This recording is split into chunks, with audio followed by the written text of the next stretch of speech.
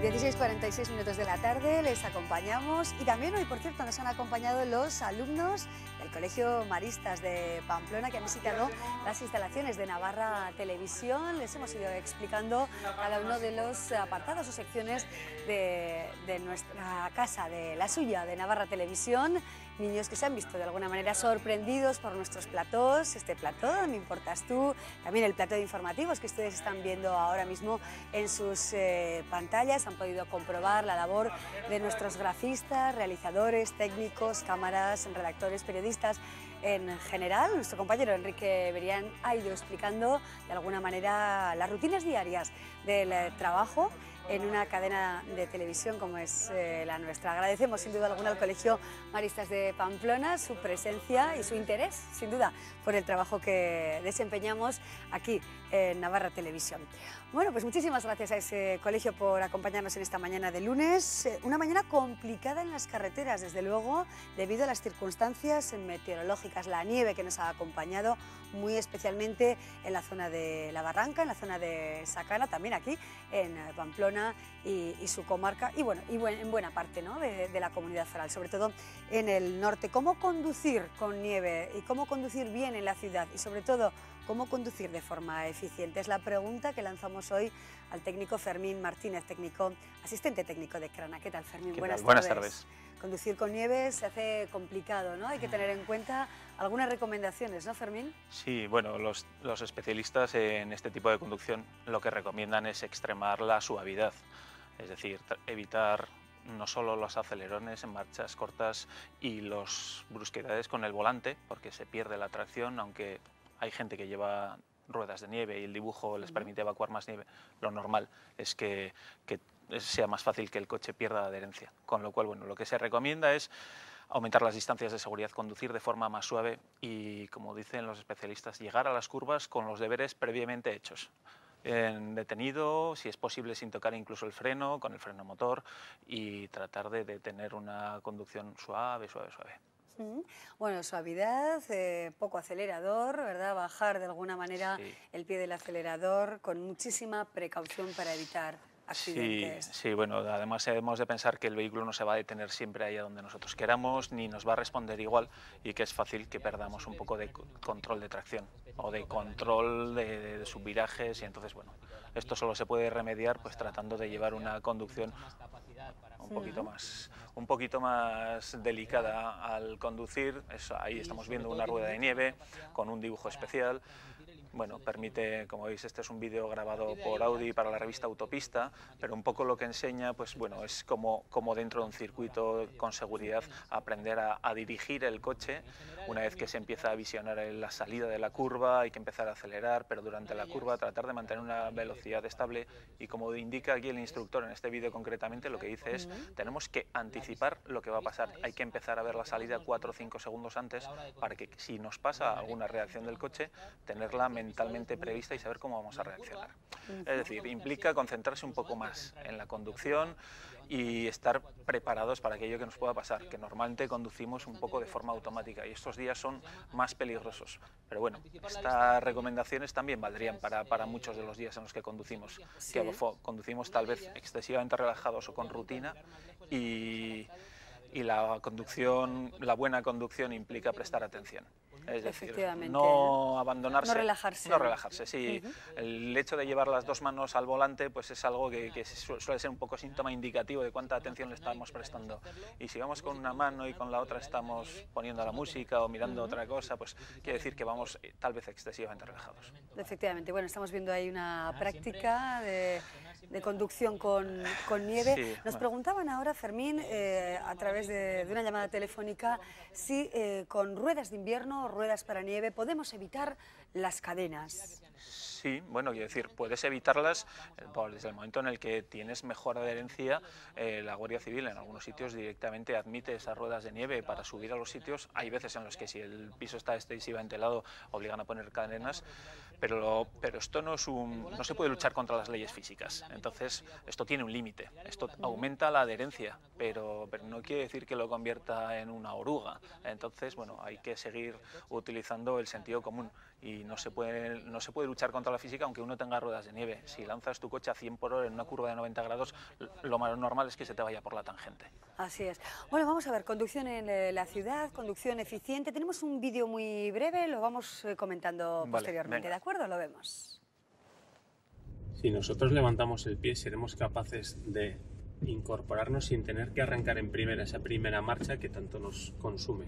Hemos arrancado en segunda y el consumo es de 10, cuando sabemos que en primera hubiese sido en torno a los 25. Una vez engranada la tercera marcha y manteniendo la misma distancia y nivel de seguridad, nuestro consumo es mucho más bajo. Vemos delante que un vehículo está deteniéndose para incorporar, pero esto casi no afecta a nuestra velocidad media.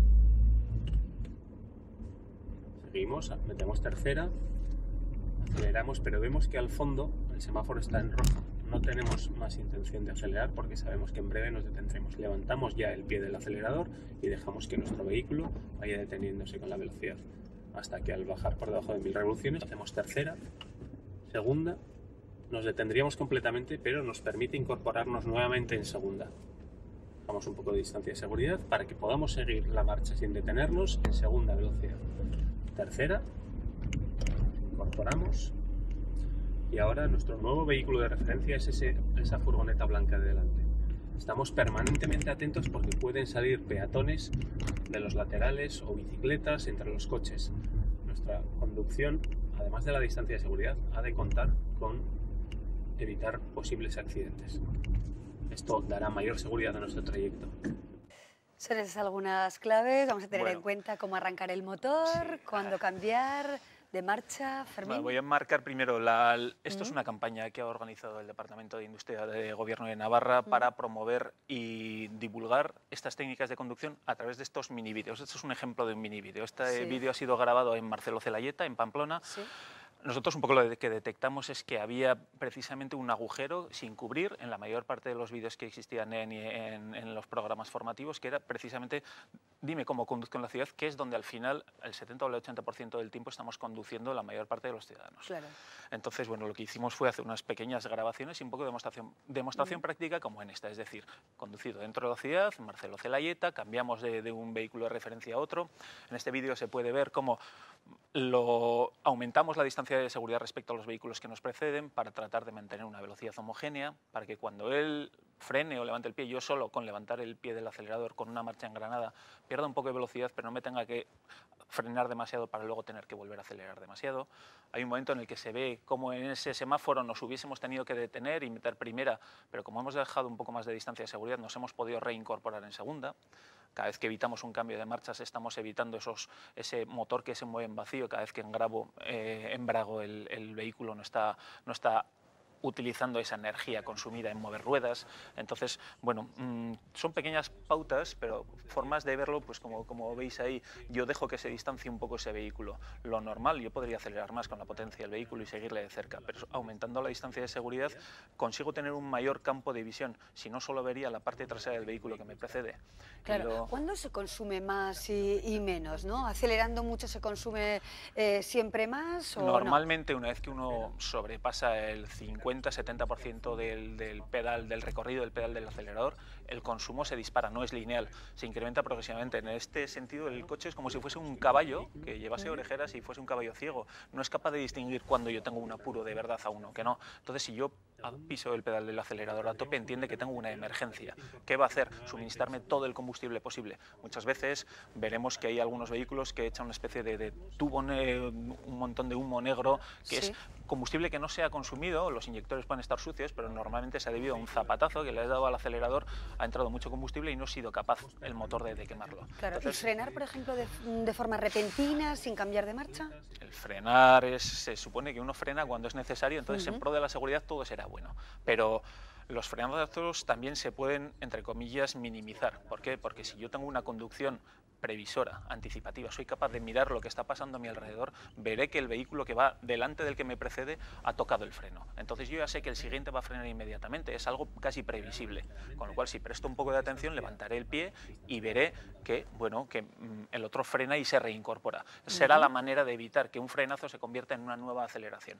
Tratar de mantener una velocidad estable, homogénea, lo más estable posible, siempre con seguridad, pero evitando aceleraciones y frenazos. ¿Sabes lo de los perritos estos que llevan en la parte de atrás, los que Sí, iban así todo el eso rato? es. Pues esto es lo que deberíamos evitar, conducir Así como si es. llevases una gorra de plato y fueses un chofer profesional que lleva a alguien. Claro. Este sería tu objetivo, llevarle con el máximo confort posible. Fermín, las paradas, parada del motor.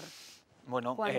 nosotros recomendamos que cuando vayas a buscar a alguien a su casa, por defecto apaga el motor. ¿Por qué? Porque a partir de los 60 segundos el consumo que tiene de más arrancar el vehículo se va a ver compensado con el tiempo que vas a estar en espera. Tú vas a tocar el timbre, no sabes cuánto le va a costar bajar. Apaga el motor, baja, toca el timbre y cuando baje y se haya abrochado el cinturón de seguridad, entonces lo vuelves a arrancar. No estamos atracando bancos, no necesitamos salir ganando una décima de segundo. Entonces, bueno, por sentido común, simplemente el rato que le va a costar normalmente va a superar los 60 segundos. Y a la inversa, la mayor parte de los semáforos no duran más de 60 segundos, con lo cual dentro de la ciudad no conviene hacer una detención y apagado del motor.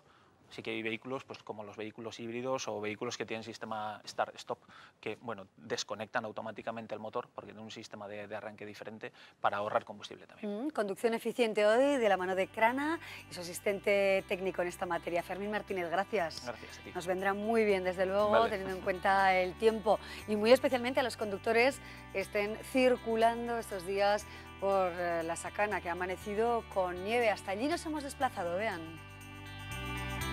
Un día más, la Sacana mantiene el manto blanco que la ha cubierto en las últimas jornadas.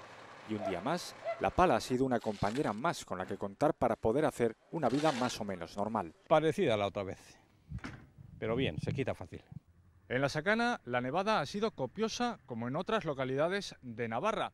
De todas formas, no tiene nada que ver con la nevada caída hace un par de semanas, ya que en aquella ocasión fue una nevada más repentina. Sin embargo, los problemas en esta ocasión no ha sido tanto la nieve como el frío, y es que durante los últimos días apenas se han superado los 0 grados en muchas partes de Navarra. Es por ejemplo lo que hemos podido vivir esta mañana en Ciordia, donde el termómetro no ha superado los 2 grados positivos. Más se nota el frío, más el frío. Pero bueno, tenemos buenos servicios y lo vamos haciendo bien. Porque si veis, el pueblo está perfectamente. No, normal, ¿entiendes? No ha habido hielos tampoco.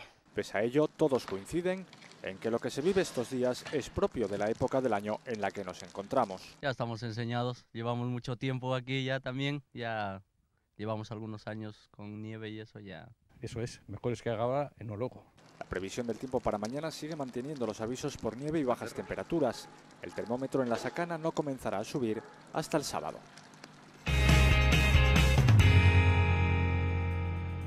Nos acercamos ya a las 5 de la tarde, viene Susana Arizkun con un poquito de catarro, ya saben, el tiempo, ¿eh? Nos va a hablar de varios temas, y entre ellos de los afectados por la huelga de Iberia. Susana Arizkun, ¿qué tal estás? Buenas tardes. Hola, buenas tardes. Recuperándote un poco, ¿no? Sí, más o menos. Llevo una semana ya casi con medio gripe, eso Sí. que no hay manera que se te vaya. Bueno. Y con este tiempo además tan frío, pues todavía peor, claro. Claro, no hay pues, manera que avances, Hay pero que bueno. abrigarse, ¿eh? Oye, ya se irá pasando, como Claro, suele decir. efectivamente. Susana, ¿te parece? Hablamos de los afectados por la huelga de Iberia, si alguna persona ha resultado afectada, qué debe hacer, cómo reclamar, Sí, vamos qué a ver. pasos debe Hemos tenido dar. muchos casos últimamente y es lógico. Al final el ciudadano dices, vale, hay una huelga. Sí, sé que puede ser que coincida que el mío hay una cancelación. ¿Voy o no voy al aeropuerto? Que es la primera pregunta que hace todo el mundo. Y dices, lógicamente, acuda usted, es lo primero. Usted tiene su billete y en teoría tienen que darle una salida. Entonces, si usted llega al aeropuerto y se encuentra con una cancelación, es el momento de exigir o bien la devolución del dinero, del coste económico del billete, o un transporte alternativo a la zona donde usted quiera acudir. Le darán una alternativa u otra. Si usted ve que tiene problemas, lógicamente es el momento de rellenar una hoja de reclamaciones y a partir de ahí nos la trae por IRH para que hagamos de intermediario. También existe otra opción que está pasando, que es un retraso. Un retraso que te dicen, pues puede ser 1 hora, 2 horas, 3 horas. Y dices, durante ese tiempo, ¿qué derechos tengo? ¿Tengo Claro. algún derecho o no tengo nada que hacer? Sí, sí. Porque claro, es una huelga y como es una huelga, a lo mejor no tengo derechos. Ojo, vamos a ver, tengamos claro, derecho a una indemnización no tienes porque hay una huelga ya convocada, está claro. Pero sí que tienes derecho a un alimento, a una llamada de teléfono, a un correo electrónico. Si la cosa se retrasa, a un hotel. Y pasado 5 horas, la ley dice que también tenemos derecho al coste económico del billete. Entonces, todo ese derecho existe como consumidores. También existe un derecho que es, vamos a ver, tú tenías un vuelo Pamplona-Madrid y luego Madrid donde sea. Claro, debido al retraso, primero no podía coger el segundo. Claro. Entonces tienes derecho también a ese perjuicio que te ha supuesto ese retraso segundo, que sea abonado directamente por parte de la compañía. Para eso vuelvo a insistir lo mismo, soluciones, hoja de reclamaciones, dejando constancia del problema que tienes, del retraso que has sufrido, del perjuicio ocasionado y cómo exiges en este momento que te indemnicen por ese perjuicio correspondiente, pero demostrando las pruebas con relación a ello. También insistir, lógicamente todo el mundo tiene derecho a una huelga, pero lo triste de todo esto es lo de siempre. El consumidor final es el que lo está pagando siempre, siempre, siempre, pero en todo.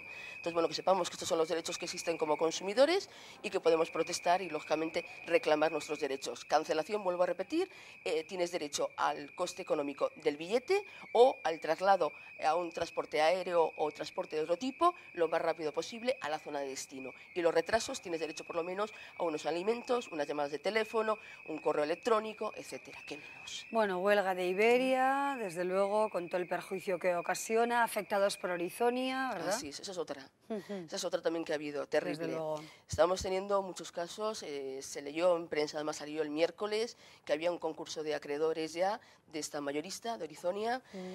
Todos sabemos que está ahí el grupo también de agencias de viajes Viva, que todos nos suben a nivel de Navarra, que tiene muchas agencias hoy en día a nivel de Navarra. ¿Y qué ha pasado? Pues que el consumidor lo primero que ha hecho ha sido llamar el miércoles. ¿Qué hago?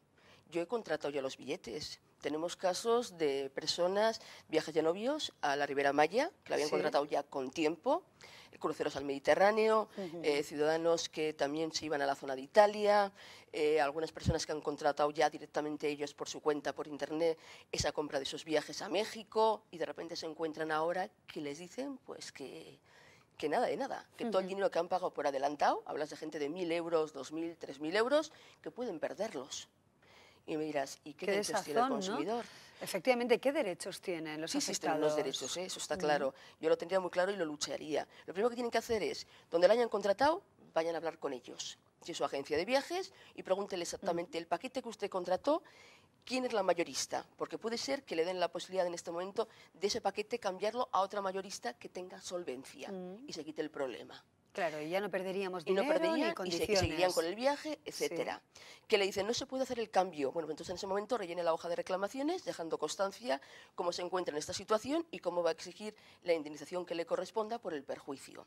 Luego, aparte, también te puedes encontrar con que has contratado un servicio cualquiera, que puede ser de un avión o puede ser un hotel. Bueno, pues entonces la solución es llame directamente a la compañía aérea y entérese. ¿Realmente el importe que yo he puesto realmente lo tienen ustedes en este momento en su poder y tengo el billete garantizado? Sí lo tienen. Ah, perfecto, pues mándeme por escrito diciendo que me lo garantizan y así me quedo tranquilo.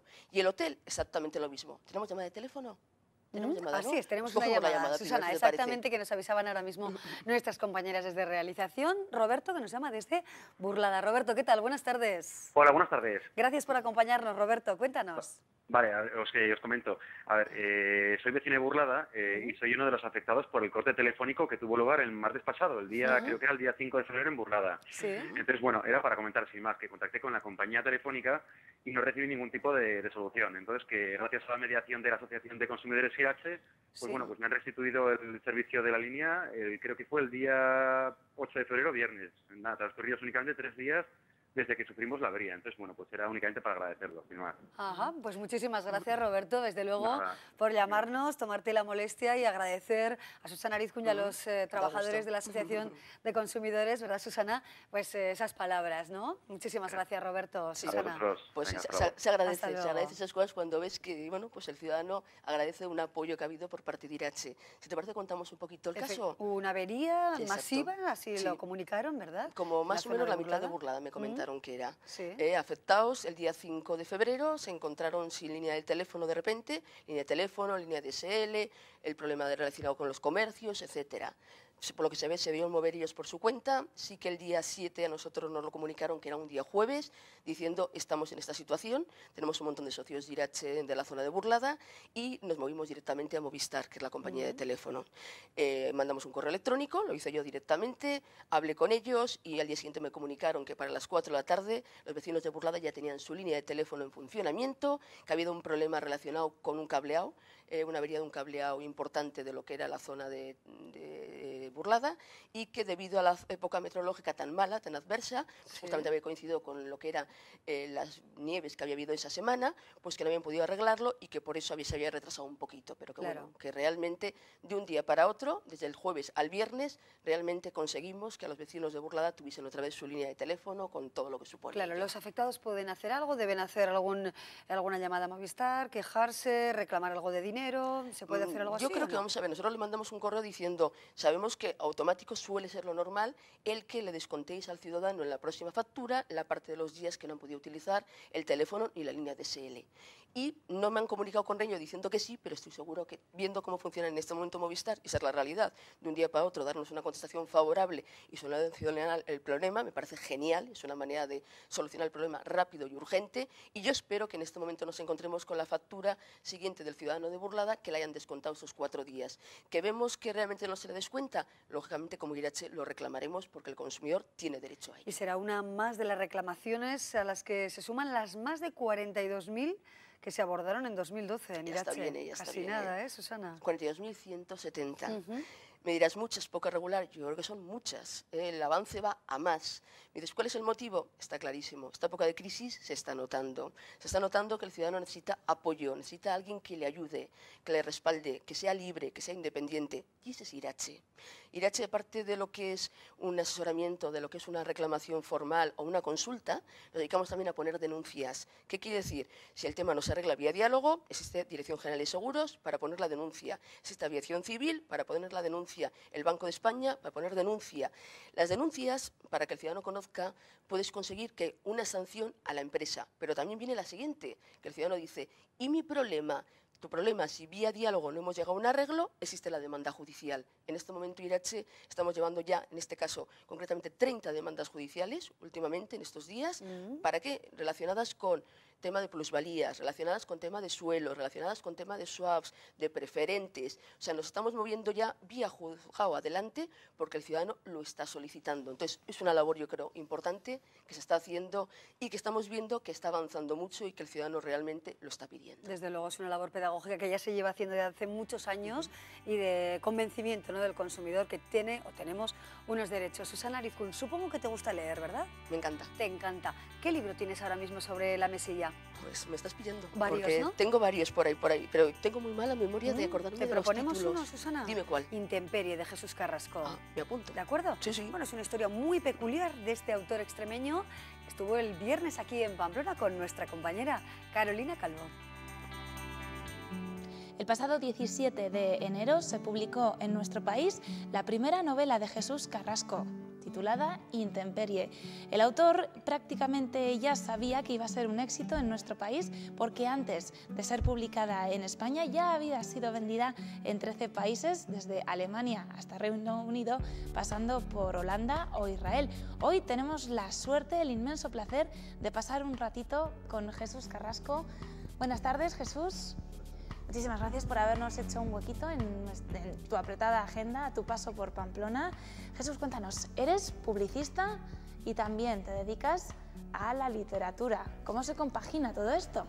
Pues dejando la publicidad, la verdad, al margen, sí, bueno, porque digamos que, de hecho, parte del final de esta obra, el hecho de que pudiera concluirla, escribía compaginando mi trabajo como publicitario con el trabajo literario, y el hecho de que haya podido terminarla se debe a que cada vez tenía menos trabajo en publicidad, tenía cada vez más tiempo libre para poder trabajar, así que en el fondo me fue dejando la publicidad a mí y ahora, bueno, pues a partir de este primer ola que se está creando, confío en que pueda dejarla, no definitivamente, pero al menos durante un tiempo para poder seguir escribiendo.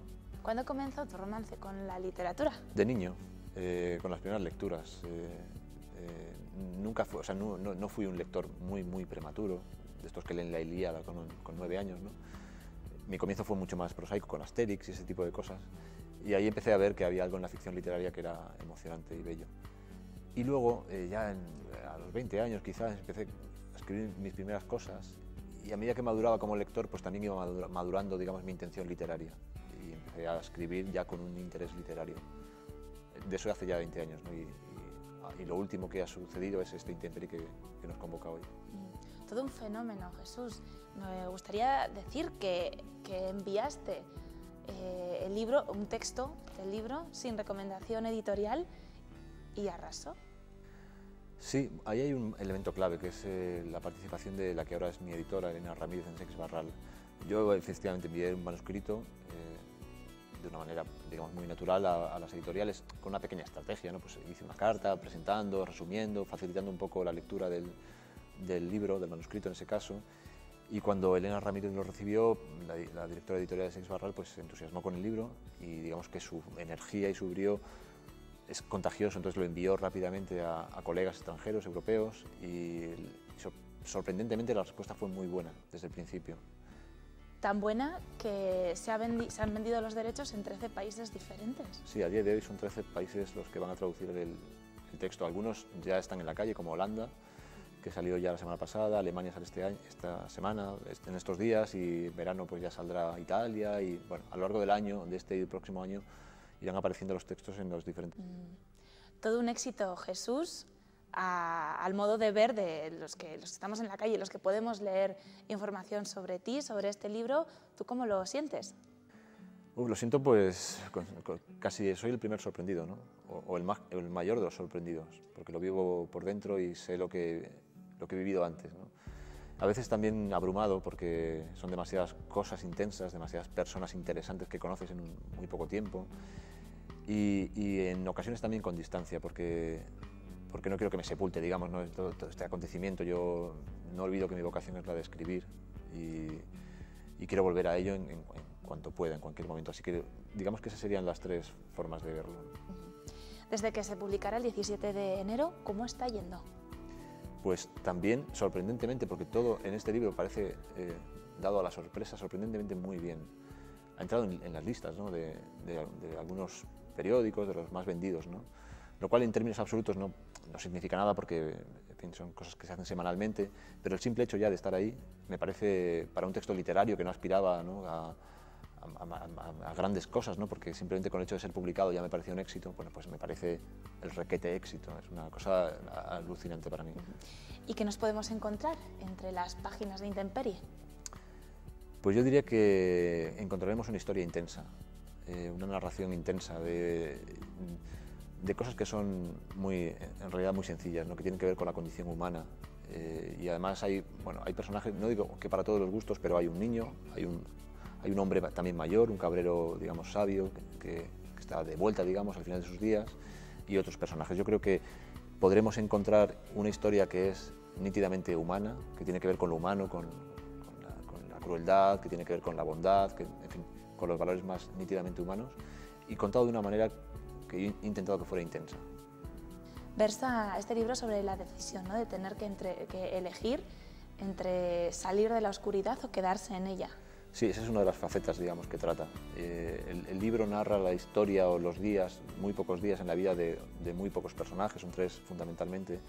Concretamente el niño, que podría ser el personaje protagonista, se encuentra en ese momento de la madurez infantil, quiero decir, donde se puede enfrentar ya a las primeras decisiones serias de la vida, ¿no? Las que determinan cómo va a ser el resto de tu vida. Y en ese momento se encuentra ante una disyuntiva. Puede elegir, digamos, aquello de lo que procede, que es un esquema, si quieres, moral, anómalo, y otro esquema moral, ¿no? Que es el que le puede proponer el cabrero, bueno, o en este caso, ¿no? Y se encuentra en ese preciso momento, así que sí, es una novela en la que, digamos, podremos ver cómo se dilucida esa decisión, ¿no? ¿Podríamos decir que todos nos encontramos a la intemperie? Desde mi punto de vista, sí, desde luego que sí, yo lo tengo claro. Aludes en este caso a una intemperie que no es evidentemente física, ¿no? Porque por suerte tenemos techo casi todos, ¿no? Últimamente, por desgracia, no es esto exactamente así, pero bueno, generalmente estamos cubiertos, ¿no? Aludes a una intemperie que es una intemperie de la vida, ¿no? Moral, una especie de enfrentarse a la vida a pecho descubierto. Yo creo que esa experiencia la tenemos todos, ¿no? Podemos pensar que lo tenemos todo controlado en la vida, que nuestra vida está bien, pero hay cosas que no dependen de nosotros, ¿no? De repente el zarpazo de la muerte, ¿no? De un ser querido, simplemente eso, ya es algo que nos vuelve a poner otra vez diciendo, bueno, ¿qué he hecho yo para merecer esto y qué herramientas tengo, ¿no? Para combatir o para taparme de esta intemperie vital? Como referencia a tu estilo, Jesús, la crítica asume que unes la riqueza de Miguel Delibes y la fuerza de Cormac McCarthy, todo ello armonizado con voz propia. Bueno, como dices, lo dice la crítica, ¿no? Lo dicen otros. No es exactamente mi opinión, creo que son, como podríamos decir, palabras mayores, ¿no? Son, creo que maestros. En el caso de Delibes es un padre, ¿no? Y un maestro de la lengua castellana. En el caso de Cormac McCarthy, que es un autor que me gusta mucho, digamos que sería un equivalente en Norteamérica. Y yo los veo ahí, los veo y los contemplo y me dirijo, en este caso, siguiendo en algunos de sus pasos, pero creo que hay una distancia grande. Esto es una primera novela, no lo podemos olvidar. Y ellos son autores consagrados que han demostrado muchas cosas, ¿no? Yo tengo todavía mucho que escribir y que mejorar. Todavía tienes un largo camino por delante, ¿no, Jesús? Por supuesto, esto no ha hecho más que empezar. No ha hecho más que empezar, para mí no ha hecho más que empezar. Jesús Carrasco, pues muchísimas gracias por habernos atendido durante estos breves minutitos. Ahora simplemente pues tenemos que invitar a todo el mundo a que adquiera este libro, a que lo lea, ya que se deje seducir por la belleza de sus líneas, ¿no, Jesús? Bueno, pues invito a todos los lectores y lectoras de Navarra que han asistido hoy a este diálogo tan amable contigo, a que lean Intemperie. Espero que encuentren en algo que resuene en ello. Seguro que sí. Jesús Carrasco, pues muchísimas gracias por habernos atendido aquí en No Importas. Gracias a vosotros. Bueno, una nueva lectura pendiente. Gracias, Carolina Calvo, y también a Jesús Carrasco por acompañarnos. Bueno, hablamos ahora del periodismo, de un periodista como Daniel Burgui, es de la Chantrea, es muy joven, pero ha viajado ya por buena parte del mundo, está desde luego curtido en 1001 batallas. Recientemente estaba en Bolivia, anteriormente en Kirguistán, también en el Cuerno de África, con toda la época de hambruna que todos recordamos, aquellas imágenes de Somalia. Bueno, es un reportero, un trotamundos, podríamos calificarlo así. Fue el mejor periodista de Navarra, así se calificaba el año pasado, y la semana pasada, el viernes concretamente, impartía una conferencia con otros compañeros, también periodistas, como Iván Benítez y Asier Solana. Daniel, ¿qué tal estás? Buenas tardes. Muy buenas tardes. Gracias por acompañarnos. No es fácil encontrarte en Pamplona, Daniel. Bueno, es complicado, pero bueno, realmente paso bastantes temporadas aquí. Lo que pasa es que parece que es la parte más discreta del trabajo. Cuando estoy en casa tranquilo, cuando estoy en la cueva metido, como yo digo, escribiendo, que parece que no estás en movimiento, pero sí que paso temporaditas. Sí. Bueno, has estado recientemente en Bolivia. Bolivia, sí. Sí, bueno, era la tercera vez que regresaba, bueno, siguiendo un tema que empecé en 2009 de niños mineros y de violencia en el Cerro Rico. Fui en 2009 con mi compañero Ander Izaguirre y ahora, bueno, fui a acompañar a una productora que quería hacer un documental y, bueno, fue breve pero intenso, pero bueno, siguiendo la historia allí 3 años más tarde. Claro, veremos las imágenes de Mineritos, ¿no? Sí, Ese es el título de ese trabajo que de alguna manera bucea precisamente en el trabajo, y valga la reiteración, de niños en las galerías subterráneas. Cuéntanos realmente qué tipo de vida, ¿no?, llevan estos niños. Bueno, pues mira, la verdad es que es muy interesante porque hemos seguido el trabajo de esta gente, o la vida de estas personas, tanto en 2009 como en 2011, y fuimos ahí con una idea que era efectivamente el trabajo infantil, la explotación laboral de niños y sobre todo adolescentes, que pensamos que era algo que quizás no era tan presente como creíamos. Y sí, efectivamente nos impresionó muchísimo. Pero luego la segunda vez sí que vimos lo terrible es el ambiente de la vida allí, ¿no? Nos decían, o sea, entramos porque no queremos morir de hambre, ¿no? No quiero que mi hermano de 2 años muera de hambre. Entonces el contexto es de, bueno, pues, una colina escarpada, 4.000 metros, muchísimo frío, unas condiciones de vida en las que no hay agua, no hay luz, son casetas de adobe desordenadas, se vive al día, se trabaja por 2 euros salarios mínimos, los menores reptan allí por galerías, son auténticas gusaneras, sitios muy pequeñitos, y no existe esa imagen romántica del minero, ¿no? O sea, es un ambiente muy tóxico y sobre todo de terrible violencia doméstica. Entonces es más impresionante quizás lo que rodea la mina que la mina propiamente, ¿no? Nosotros decimos que el infierno de las galerías interiores se reproduce de la puerta para adentro de aquellas casas, ¿no? Unos 13.000 niños, ¿no?, trabajan en las galerías. Sí, en diferentes... Niños con caras, desde luego, de personas mayores. Sí, bueno, realmente se envejece muy rápido allí, ¿no? Es difícil incluso calcular la edad, ¿no? También hay que entender que la esperanza de vida no es más allá de 35 años de los mineros. Y son 13.000 menores, pero muchísimos no trabajan dentro de la galería, sino en trabajos exteriores, en los ingenios que se llama, tratando productos muy tóxicos que queman las manos, que perforan muchísimo la piel, enfermedades respiratorias, decían alguno. Bueno, no duermo ninguna noche, siento como un clavo en la frente, ¿no? Y son labores que igual pueden parecer físicamente más livianas, pero son terribles, ¿no?, para la salud de un menor o de un adolescente. Un reportaje que podemos ver, estamos viendo algunas imágenes, también a través de la página web que tienes, Daniel Burgui, y no sé si también publicado en algún periódico. Sí, el reportaje, bueno, lo publicamos en diferentes medios, tanto en España, Italia como Bolivia, que también es una parte muy interesante, ¿no?, que las historias regresen al lugar donde tienen origen y que sirvan también para, bueno, pues en aquellas sociedades, ¿no? Bueno, el reportaje tuvo cierto recorrido, pensamos que igual iba a ser más fácil al principio publicar, bueno, sí que nos encontramos con algunas dificultades, igual porque la historia era, pues para un dominical igual excesivamente dura, bueno, realmente era una historia bastante honesta y que respetaba mucho, ¿no? Y sí que se publicó, pues tanto en medios locales como nacionales aquí. Bueno, otro de los trabajos nos lleva a la costa este de Groenlandia. Es una imagen, bueno, realmente impactante la que nos has dejado y que vamos a ver ahora mismo. ¿En qué habéis buceado en esa zona del mundo? Bueno, pues la verdad es que fue uno de los primeros viajes que hice. Yo entonces trabajaba en Madrid y se había la oportunidad de ir con un viajero tolosa, Yusuf Tueta, que regresaba 20 años más tarde de una expedición que hicieron terrible en el año 88, cruzando todo el interior de Groenlandia, pues bueno, con unas tiendas de campaña compradas aquí en Pamplona, unas galletas y un sextante, y la verdad es que una locura. Y regresamos en 2008 y bueno, fue muy interesante. Visitamos una escuela allí y Yusuf llevaba la fotografía de la escuela 20 años antes y localizamos a los niños, que eran entonces niños y eran adultos, y es un lugar a mí también impresionante, ¿no? Es una repisa abandonada en bueno, pues toda la costa de Groenlandia, que es casi como de Cádiz a Noruega, apenas viven 1.500 personas, lugares, poblaciones de 300 habitantes. ¿Cómo se vive ahí?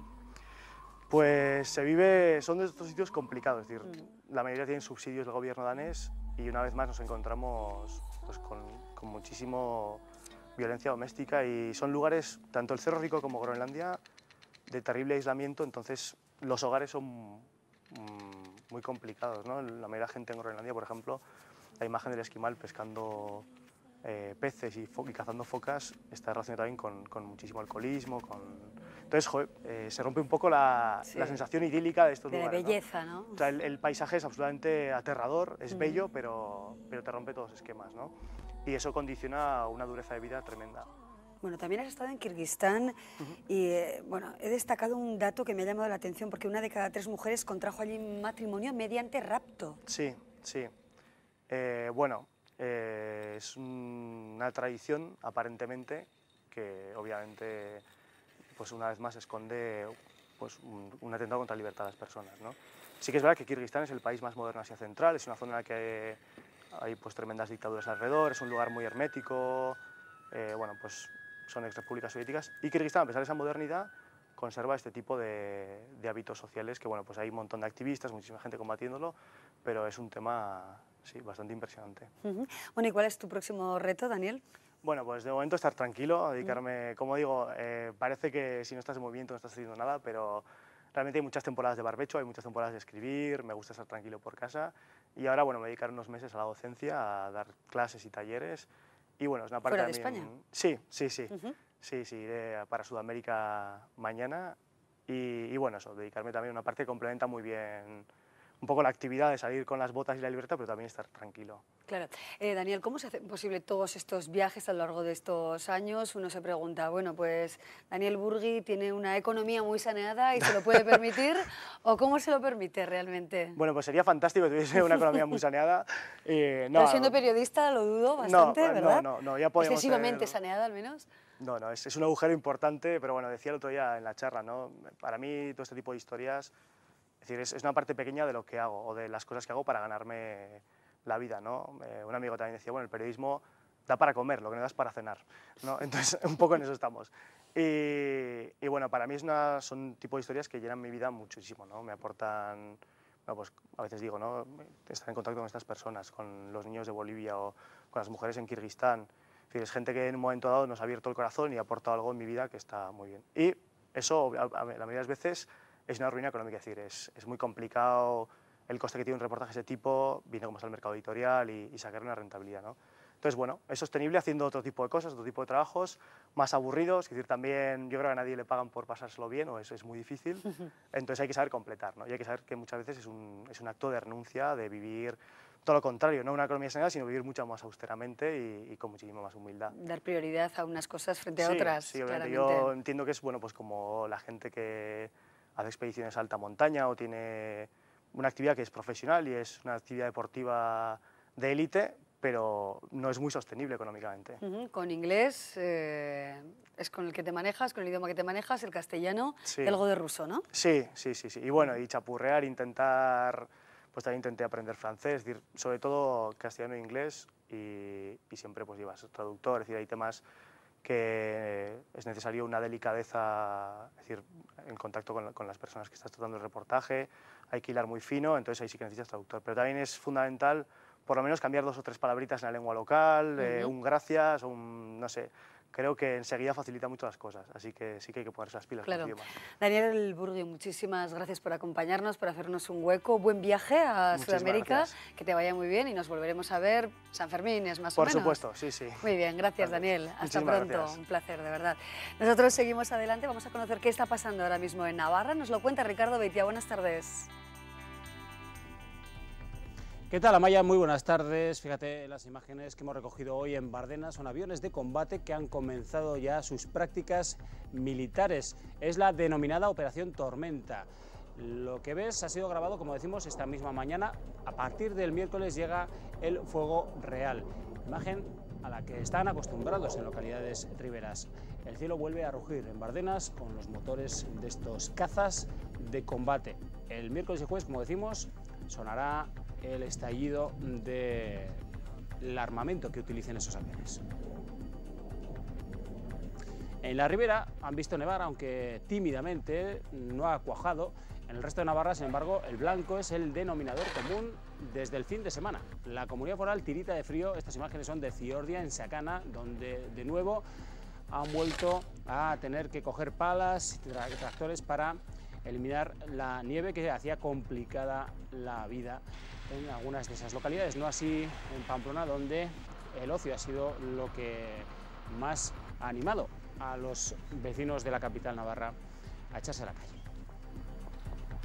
Arrancamos una semana nuevamente hablando de Caja Navarra. El Parlamento sigue abordando esta cuestión que no ha servido ni mucho menos para darle carpetazo. El Partido Socialista está estudiando presentar toda una batería de iniciativas que no ha desvelado cuáles, pero que no descarta incluso la comparecencia del expresidente Sanz. Algo que pedía Aralar, pero que ha quedado, como decíamos, en el tintero.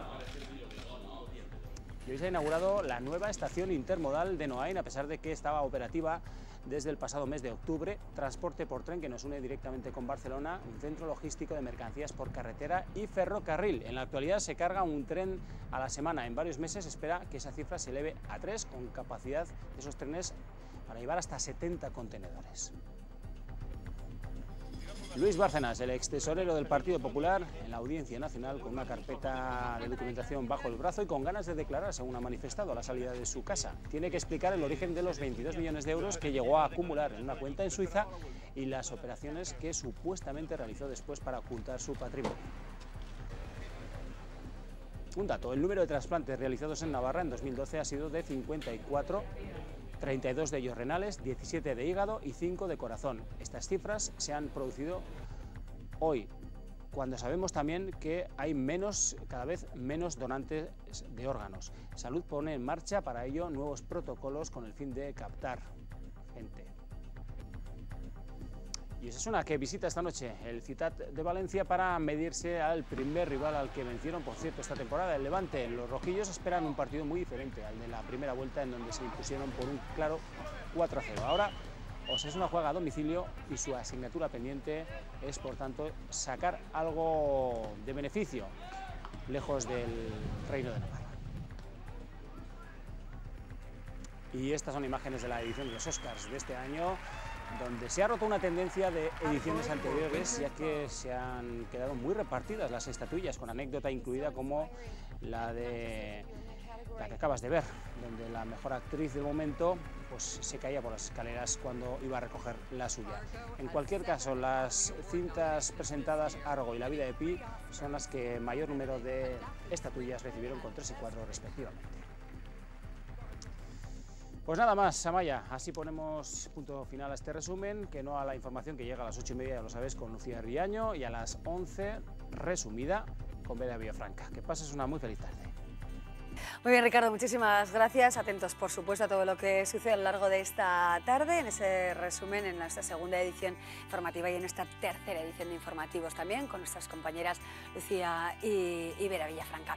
Y llegamos así a las 5:30 de la tarde, como siempre, agradeciéndoles la atención que nos han prestado. Mañana volveremos con más historias, entre otras, les contaremos la historia de Asier Solana, un periodista que vive en el Amazonas, en la selva amazónica, y allí dirige un programa de radio, y él es aquí de Navarra. Ya verán cuál es su historia, realmente interesante. Ahí, por cierto, si les interesa el deporte, nuestros compañeros Gonzalo y Alfredo lo están preparando todo para el tiempo de descuento de esta noche.